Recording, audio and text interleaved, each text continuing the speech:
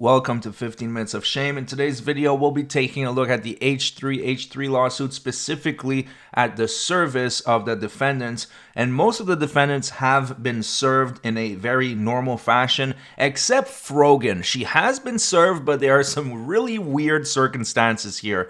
Also, we'll talk about the H3H3 Moderator, who is extremely arrogant and doesn't think he will be identified at all. So first, let's talk about the service. So in the case of Denims, it was extremely simple. She got served in person, and her attorneys are even working in conjunction with the Klein attorneys to identify the moderators of the H3Snar Reddit. Now, Caseytron, it was a little bit different because it was a substituted service and they actually served her father. So her father was on the property, he accepted the paperwork, no big deal, pretty simple stuff. Now, where it gets a little complicated is the case of Frogan. All right, so this process server went there 4 times. This is what he had to say. The first time, it was at 2:30 in the morning, and that was on July 1st. And he says, this is a 5-story business-style apartment building that is secured by a locked door and intercom. Our subject name is not listed on the intercom list. No one was seen on the inside. I could not gain access. I decided to wait outside the front of the building until I was able to gain access by someone letting me in while they were leaving or arriving. At 3:15 a.m., I was able to gain access by following a resident or a guest after they were leaving the building. I located where the unit number 403 is. I can stand down the hallway and be able to stay out of sight, and you would be able to watch the unit without being too inconspicuous. At 4:30 a.m., at this time, nobody left or entered the unit. I stepped away and left the location without being noticed. No activity, left at 4:30 a.m. I don't know why, but this just sounds funny to me, to imagine that there was this guy waiting for almost 2 hours in Frogan's hallway, just listening to the crunching of the Cheetos, and he just had to wait there. That is hilarious. But he came back the next day.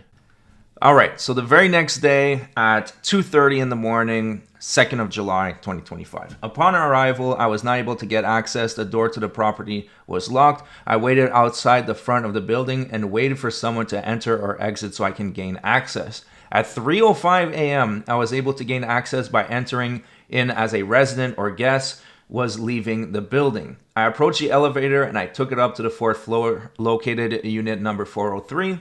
And then stepped away and stepped back and walked down the hall so I would not look as if I was waiting for someone from that unit. I maintained my position down the hall from 3:15 a.m. until 6:30 in the morning. During this time, there were no changes. No one was seen entering or exiting the unit. The door remained closed. I quietly walked up to the door and listened closely to any movement. I did not hear any movement. Now, you might be asking yourself, why this process server insisting on going in the middle of the night? And that is a very good question. I'm not familiar with Frogan's schedule. I don't watch her content. The only clip I've ever seen of her is the 9/11 clip, which is some really vile shit, to be honest. Raph and I will make the Twin Towers out of a stacked cake, and we'll make an airplane, and we'll recreate 9/11. So I don't know if she streams at night or she streams during the day, what her routine is like, but this process server was dead set on going in the middle of the night, and he went a 3rd time. This was on July 5th, 2025 at 2 a.m.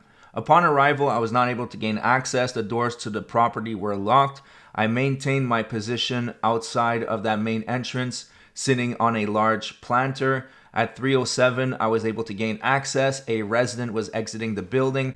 I proceeded to the elevator, where I took the elevator up to the 4th floor. I continued until I got to unit 403. No movement was heard. I positioned myself down the hallway. I had a clear view of the front door, but I was far enough where I left would not be seen from anybody looking through the peephole. This is very poorly written, by the way, so sometimes I'm trying to paraphrase to help this guy, but yeah. Anyways, from 2:15 a.m. until 8 a.m. during this time, there were no changes. No one was seen entering or exiting the unit. No one was seen in the hallway. I made an attempt where I walked up to the door and I knocked on the door and I placed the document on the ground saying delivery and stuff to wait. I waited alongside the hallway out of sight for approximately 10 minutes. No one came.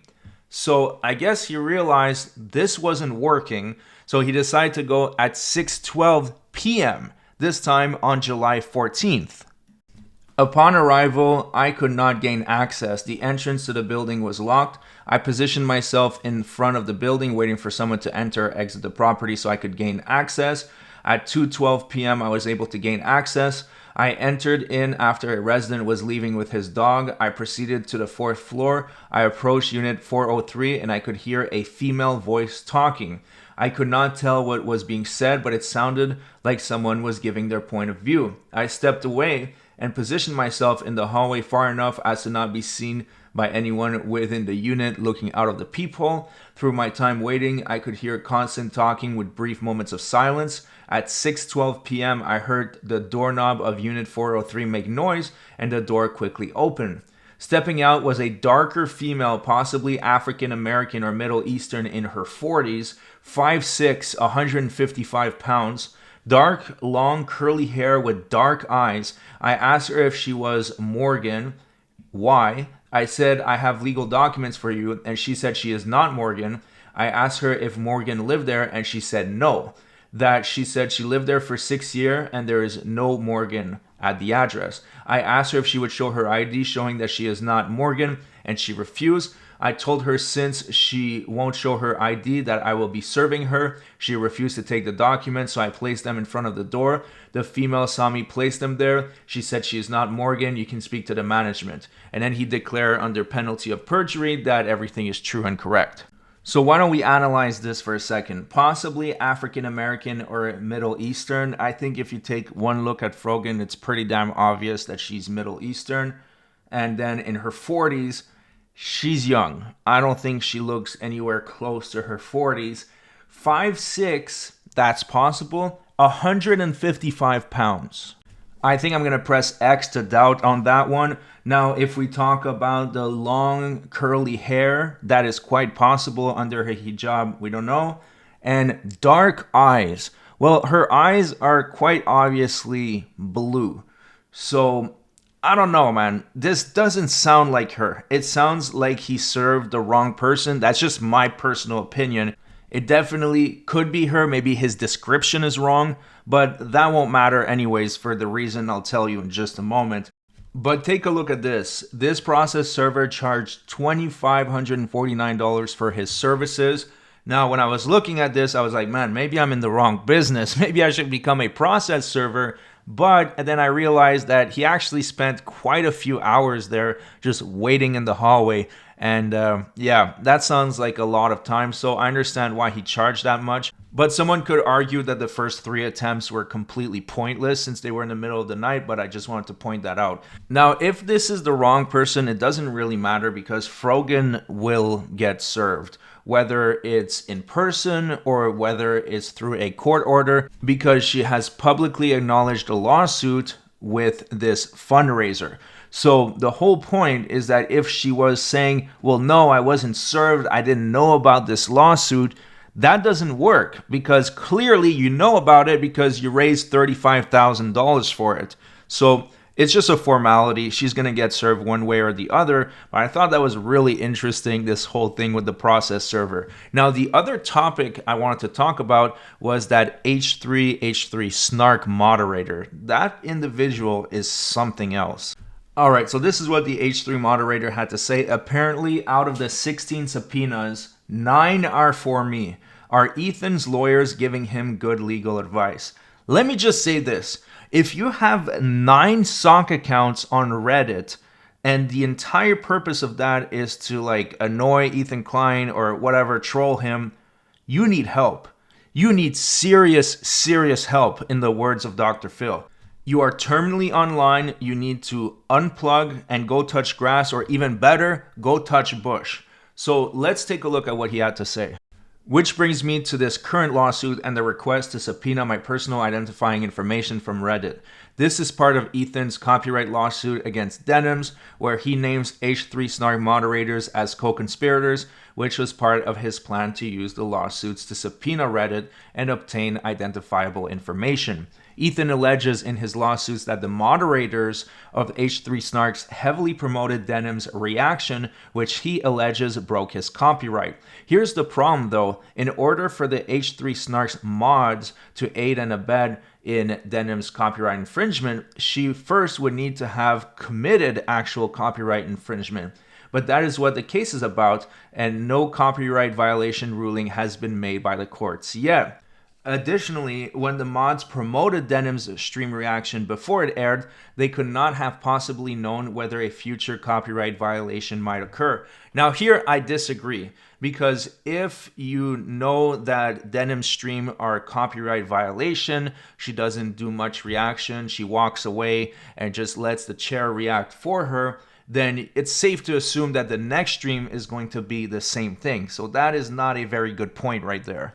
Then he says, another problem, Reddit only discloses basic subscriber information in response to a subpoena, but Ethan's lawyer also demands the communications which Reddit only discloses in response to a search warrant. So even if Reddit were to give in the basic subscriber information of the H3Snar mods, that could not be enough and amount to nothing, and they would have to file further petitions with the courts for search warrants, etc., maybe even file lawsuits against Reddit themselves, but that would likely involve a long legal battle against a big corporation with lots of billable hours, so why would they want to do such a thing?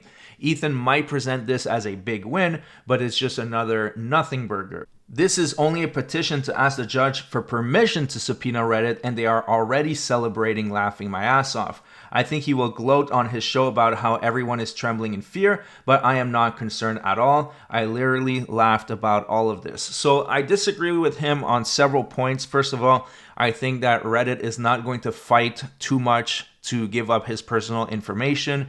This is a real legal court order if it's issued. So I think that Reddit will give the information, whether it's IPs, email addresses. Now, if he was using something like Proton Mail, then that might be a little bit harder to track him through the email address. But then again, I guess time will tell, but I'm pretty damn sure that Reddit will comply with a legal court order because they don't really have a choice. Anyways, that's it for the video. I know it's a new topic for me, but you guys seem to be very interested in this type of topic on other channels, so I wanted to cover it. Moving forward, I'm going to have the same mantra when it comes to the Johnny Somali videos, where I only bring you new and fresh information. If you appreciate that, make sure to subscribe to the channel, and I will see you guys on the next one.